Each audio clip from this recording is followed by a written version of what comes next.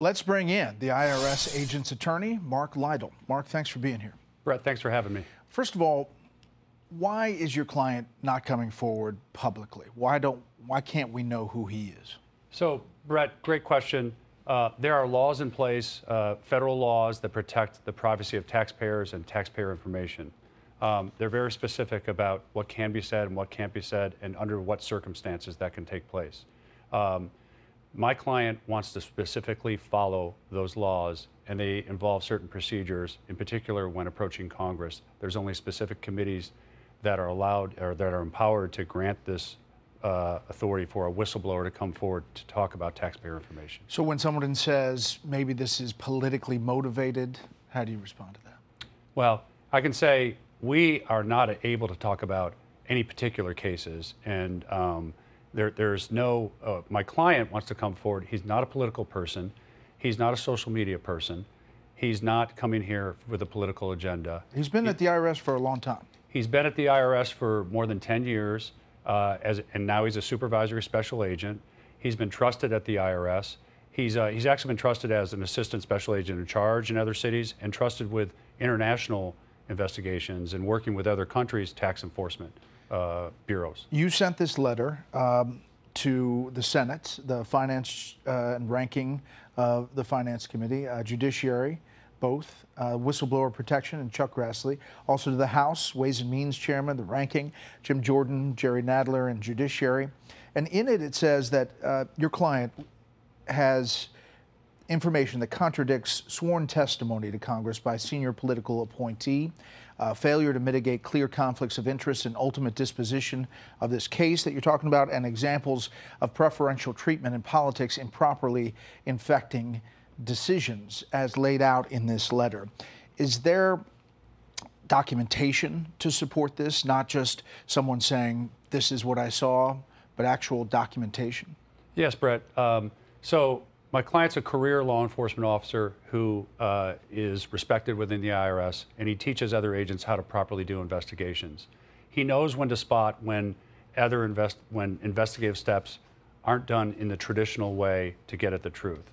And he has spotted and observed things that are done differently in this particular matter, which I can't identify. And he wants to talk about them, and he believes that they were influenced by politics. You can't identify, but we have sources telling us that this has to do with the Hunter Biden investigation. And to that point, Hunter Biden's attorney, Chris Clark, put out a statement in which he says, it appears this IRS agent has committed a crime. It is a felony for an IRS agent to improperly disclose information about an ongoing tax investigation.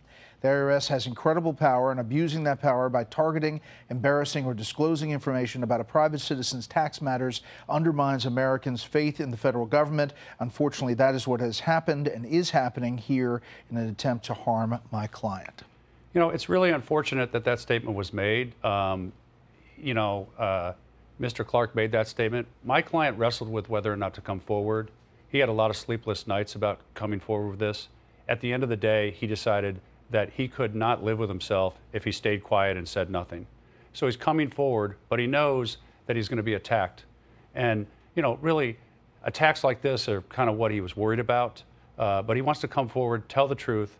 He's instructed us to reach out to both Democrats and Republicans on the Hill and let those statements that if they want to hear him and have him come in to the Hill and talk to him, let those statements rest where they are. I mean, you see that as fairly threatening, that letter. You know, I don't think it helps, I don't think it helps whistleblowers as a whole. I mean, there is a strong contingent on the Hill that believes in the whistleblower programs to shine a light on government agencies and programs and to enable people to come forward without getting threatened.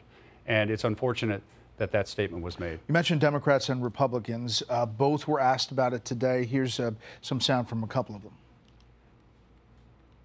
There is facts and evidence that contradict sworn testimony before Congress is a five-alarm fire when it comes to any potential investigation and the politicization of these agencies. We take all whistleblower statements seriously, as we should. Some turn out to be very important and some not. But we take them all seriously at the outset and look at them closely. So you've requested this whistleblower protection. Is that advanced from that request? Brett, yesterday we sent the letter out to the various committees that have these authorities. We have received outreach this morning, and we're in current dialogue. We haven't received outreach from every committee, but we've received dialogue from some of the committees, and we're in a dialogue with what's next steps to take. A positive dialogue. Positive dialogue, expressing interest to come forward. One of the things my client insists on is that he only come in to talk to both Democrats and Republicans, and they can all ask him questions and cross-examine him, and he has documents that'll support what he has to say. One of the difficulties about tax secrecy laws, tax privacy laws, are some of the things he can't tell me as his lawyer and so we've instructed him, don't do that. We want to have him follow those laws. Right. Congress can enable him to do that. Last thing, this is the White House. One of the lists is contradicting sworn testimony to Congress by a senior political appointee. There's a lot of reporting out there that this may be the Attorney General. Take a listen to the White House today. Is the president confident that his attorney general has upheld all the ethical obligations here when it comes to this investigation? Again, the president has always been clear during the campaign, during his presidency, that the Department of Justice should have independence. They should not be politicized, and they should be able to do their job independently, essentially. Whether the Attorney General said something on Capitol Hill could be at matter. I know you can't talk about the specifics, but does your client think that this, what he's coming forward with, is explosive, is jarring? So I can't talk specifically about who it was that my client's talking about, and I know there's been a lot of reporting, and I can't address that. What I can say is a career law enforcement officer who knows the right way to do an investigation, when he hears a politically appointed official at the Department of Justice under sworn testimony say something, and in his mind, it's directly contradictory to what he knows is going on with the investigation. And what he can prove with documents. What he can prove with documents, he wants to come forward. Mark Lytle, we appreciate your time, and if your client wants to come forward, when he does, we'd love to have him. Thanks, Brett.